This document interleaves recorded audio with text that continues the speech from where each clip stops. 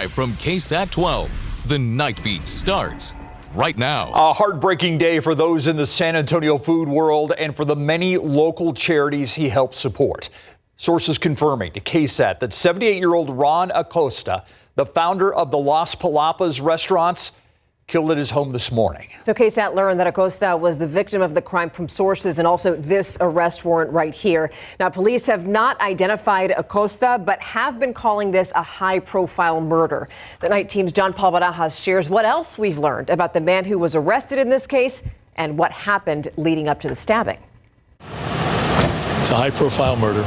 The suspect attacked the victim, and he is now deceased. KSAT now knows why the San Antonio police chief called this crime scene in a gated community off of 1604 in Blanco high profile. Multiple KSAT sources confirmed the victim was Las Palapas founder, 78-year-old Ron Acosta, and public records show Acosta is the owner of the home where the crime happened. Stabbed to death by someone we believe is a relation to the victim. We also have the suspect's name now as well. According to that warrant, it is 39-year-old David Ruiz, who they believe is a family member to the victim, Ron Acosta. Can't say what he came here to do, but he did. The arrest warrant goes on to state Ruiz was living in California and contacted Acosta's son, who invited him to San Antonio. On Monday, Ruiz told Acosta's son that he was 2 hours away and would be staying the night where he was at. The next day, a group chat between Ruiz, Acosta, and Acosta's son was created, and Acosta invited Ruiz to stay at his house, and plans were made to hang out with family. But that didn't happen after Ruiz made it to Acosta's home. There was an altercation or an argument of some sort. Police Chief William McManus didn't get into what that argument was about, but did state Ruiz was caught in Kimball County around 11 a.m. today. We have reached out to Kimball County multiple times to get information, but are still waiting to hear back. John Paul Barajas, KSAT 12 News.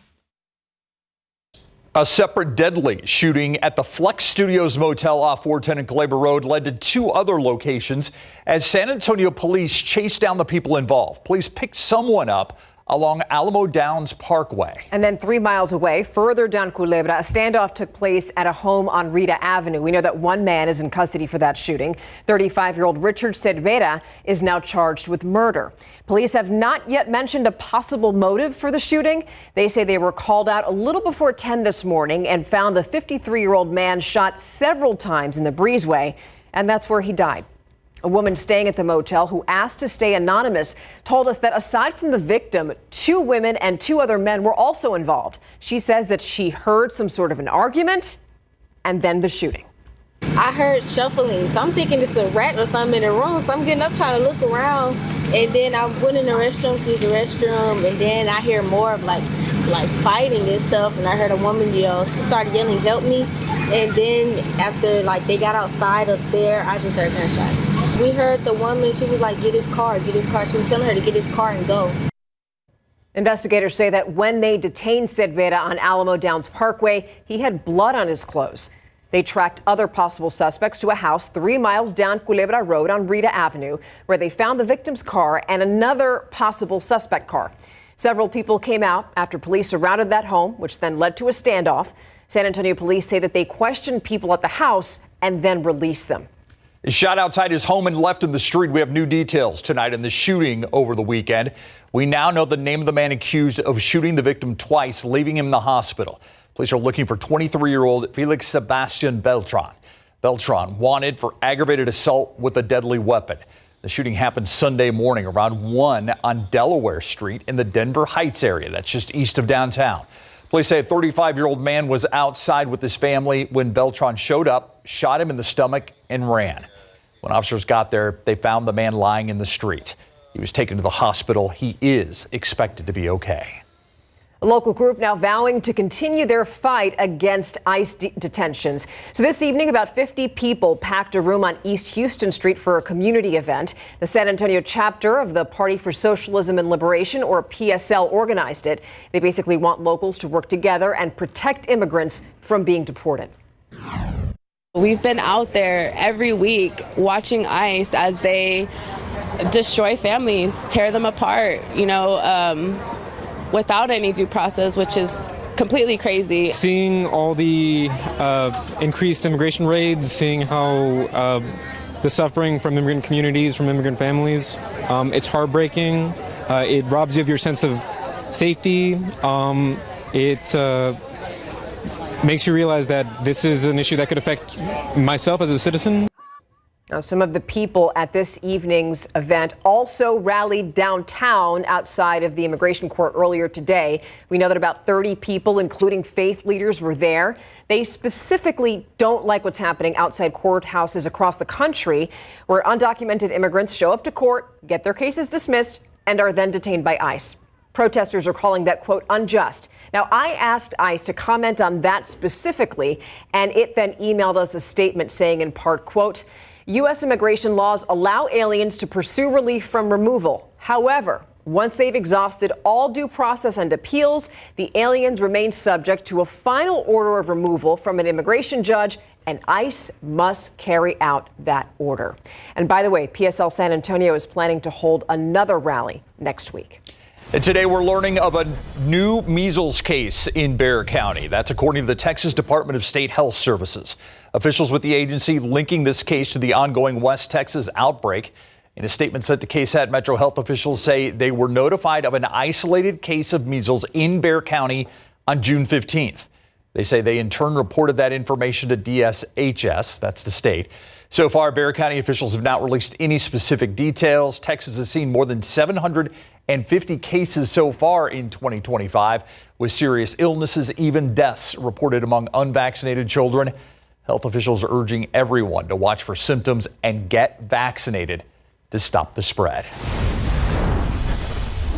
All right, so now we're going to take things outside. A live look outside, 84 degrees out there. Now we're going to send things on over to our meteorologist, Adam Caskey, to tell us what we should be preparing for tomorrow morning. Yeah, tomorrow morning we'll have a few brief passing light showers. Out there right now, we have some lingering light showers from what was some pockets of heavy rain earlier today. Now, this is just good general rainfall, nothing threatening, nothing that could cause flash flooding, and we're not anticipating any flash flooding in the days ahead, despite having more opportunities for rain. And this is the kind that really doesn't really add up to a whole lot now that it's weakened. But you see some of the heavier showers that did move through the hill country and elsewhere east of town earlier today. We'll take a look at the rainfall accumulations coming up in a few minutes. But I also want to point out, closer to the coastline and now moving into B County, we have more development, a lot of energy, rain-making energy pushing our way, giving us more rainfall opportunities in the days ahead. We'll jump into the where and when and how much has fallen today in just a bit.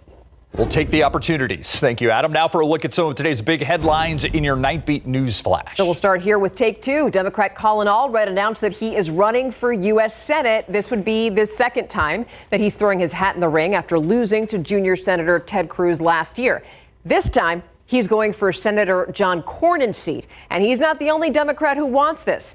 Joaquin Castro and former gubernatorial candidate and also former Senate candidate Beto O'Rourke are said to be interested in this seat as well. And then on the Republican side, we have Attorney General Ken Paxton, who announced his candidacy for Senate back in April. Also, current Senator John Cornyn wants a fifth term. Now, staying with politics tonight, President Trump's spending and tax cut bill passed the Senate. Yeah, that bill features tax cuts mostly for the wealthiest Americans. It fulfills the president's campaign promise to eliminate taxes on tips and overtime. Also includes cuts to Medicare. More than 11 million Americans could lose their health insurance. Trump has repeatedly pledged he would not cut Medicaid and insists the cut in the bill only target waste, fraud, and abuse. The bill also projected to add multi-trillions of dollars to the federal deficit. The jury in the criminal trial of music mogul Sean Diddy Combs has reached a partial verdict. So this was on 4 of the 5 charges that Diddy's facing. The jury hasn't reached a unanimous decision yet on count 1. That's important because that's the racketeering conspiracy or RICO charge, which, by the way, is the most serious one. If Diddy's convicted of that, he could get a life sentence. Now, we have no indication on the verdict for charges 2 through 5. Those are the sex trafficking and transportation to engage in prostitution charges. The jury is going to be resuming deliberation tomorrow morning at 9 o'clock. And that's a look at your Nightbeat News Flash.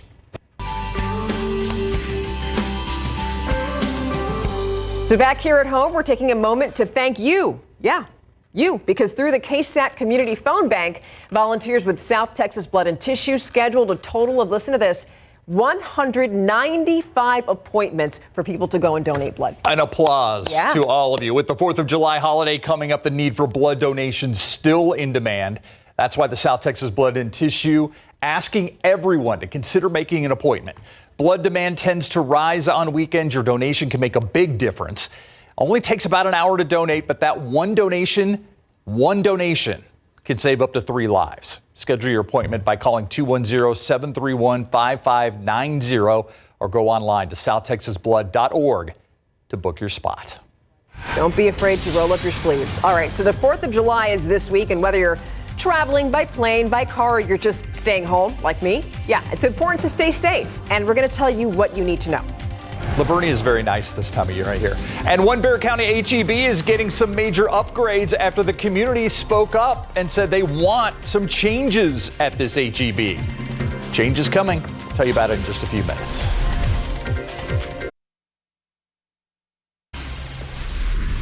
How about some good news? The Las Palmas HEB seeing a $15 million upgrade in renovations. Now, if you remember, we visited Westwood Square in October of 2023 for our first ever episode of our Know My Neighborhood series. Wow, I can't believe it's been that long. Well, that's when several community members spoke to us, and they told us that their local HEB was outdated. So we're talking about the one specifically at the corner of Castroville and South General McMullen. And people told us that they found food past its best-by date. They also found empty shelves and that old infrastructure. Buy something from the HEB. We want to make sure when we take it home and feed our families that they're not going to get sick from the food.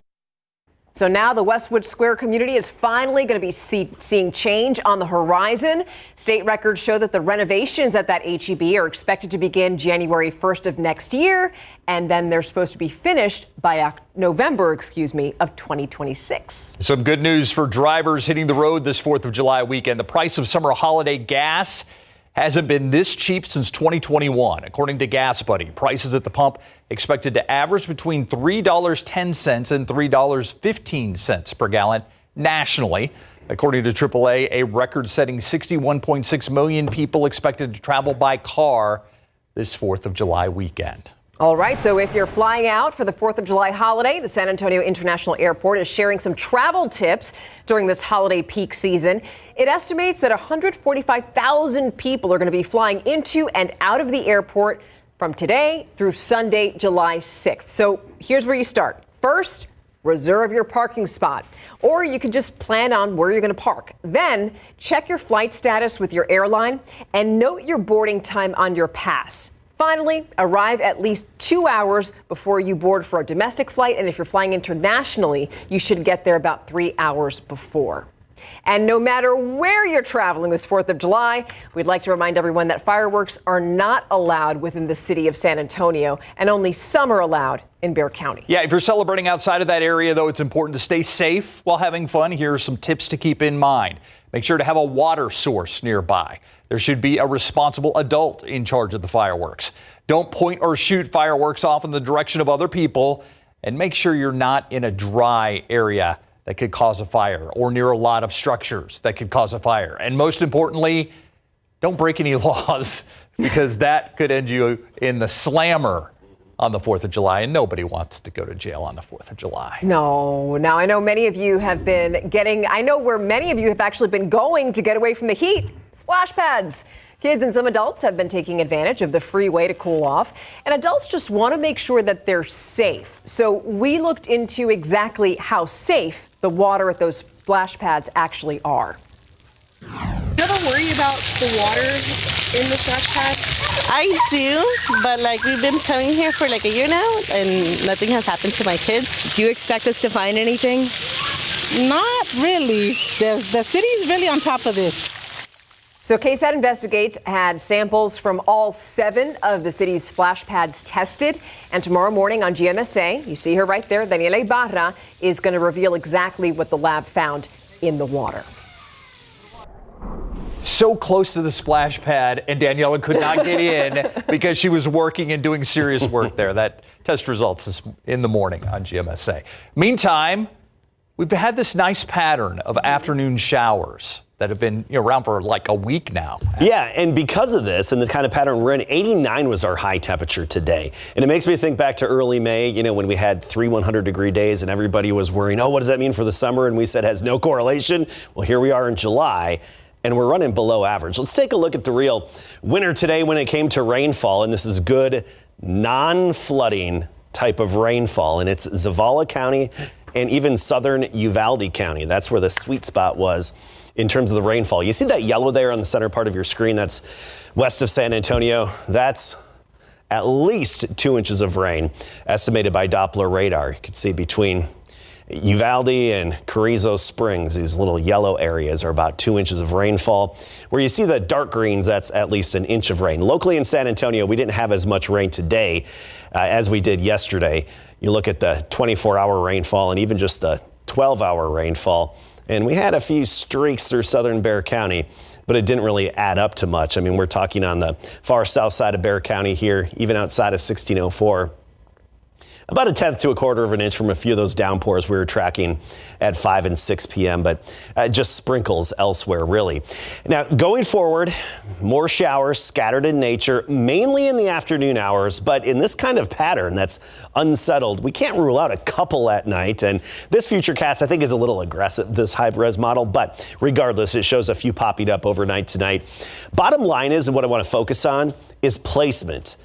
Tomorrow morning and the first part of tomorrow, it favors west of San Antonio, closer to the Rio Grande, basically west of 281 and especially closer to the border. But then tomorrow afternoon, some of that rain-making energy gets pushed into town, and I anticipate some widely separated downpours and even brief thunderstorms to develop tomorrow afternoon. 40% coverage tomorrow and Thursday, and then Friday 20% for 4th of July.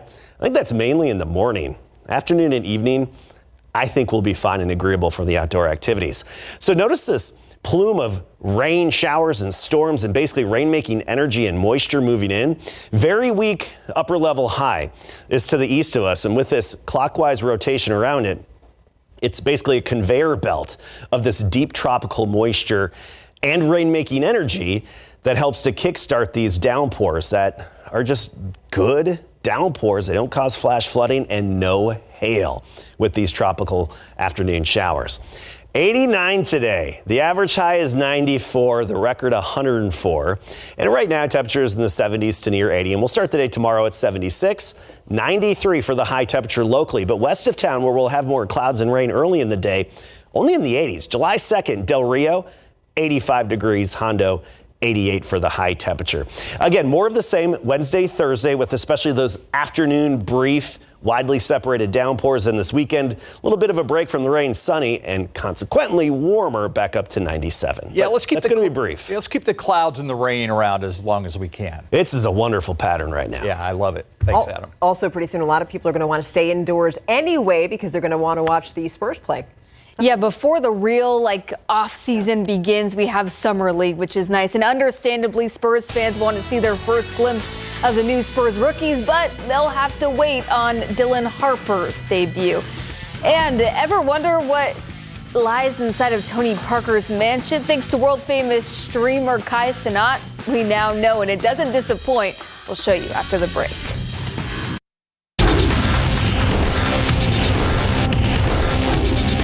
For me, it's just learning everything. I think for myself, I try not to compare myself to anybody else. I mean, I'm just gonna, put my shoes on, socks, throw everything on, and then just lace them up and get ready to compete. For me, it don't matter if I couldn't care if it was Kobe or Mike on the other side of it. I'm just ready to go. I'm ready to rock. So there's nothing different in terms of mentality standpoint for me. Spoken like a true competitor. The latest from Spurs Summer League preps in Big Board Sports. Summer League practices are underway for the San Antonio Spurs. Now today, the big story, Dylan Harper, the #2 overall pick in last week's draft, will travel with the team to California this week, but won't be playing due to a minor hamstring injury. The Spurs are hopeful he'll be ready to go come time for the Vegas trip July 10th. But they'll likely keep playing it safe, as it's just Summer League. Fellow rookie Carter Bryant is on track to debut this Saturday against Miami. And Summer League head coach Mike Noyes said his expectations for Bryant are to bring his defensive prowess. After practice, Bryant reflected on what a whirlwind of a 2 weeks it's been. Yeah, everything happened so fast. I think the thing that really put me in a whirlwind is when I walked into a breakfast, Manu was there, and then I saw Timmy D and I saw Coach Popovich. So I'm like, oh my gosh, like that's my whole childhood just standing right in front of me. Like these dudes know my name, like they're greeting me, telling me I'm a hell of a player and all these things. It's like this is crazy. Like this is my childhood right in front of me. It doesn't get old. All right, there was a lot of movement in the NBA today. Let's start first with the signing of Sandro Mamukelashvili. As an unrestricted free agent, Mamu signed a 2-year, $5.5 million deal with the Toronto Raptors with a second-year player option.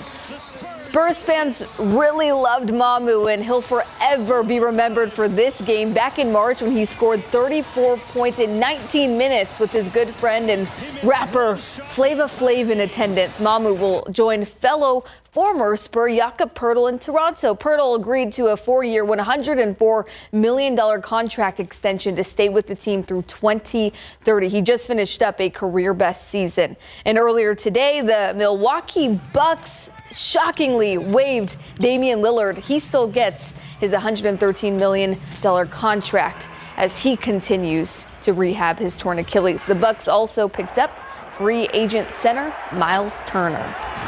All right, a really cool look behind the curtain into Spurs legend Tony Parker's house near Bernie on world-famous streamer KSAT stream. Now, this is his champions room where Parker displays, what was the Spurs dynasty, all of his NBA accolades. The best part, though, Parker has a 24/7 restaurant in his house. Did that live up to expectations, Steve? Stephania? 24/7 restaurant? Yeah, insane. Parker also revealed on the stream, Kobe Bryant learned French just to trash talk him in the playoffs. Parker gave Sanat the keys to his house for a 24-hour stream marathon, and this tour happened when this tour with Parker happened. When that happened. In other news, the UTSA women's basketball team is coming off of a program-altering season. Head coach Karen Aston brought out every ounce of potential in her roster as the Roadrunners shattered record after record. It's especially impressive when you consider Aston's 4-year tenure started with a 7-23 record to now most recently a 26-5 record. Today, UTSA extended the reigning AAC Coach of the Year for the next 5 seasons. Aston's new deal runs through March 2030. Her salary will start at $375,000 with a year 2 increase to $385,000 and $415,000 for the remaining seasons. All right, the lore behind Bobby Bonilla Day after the break.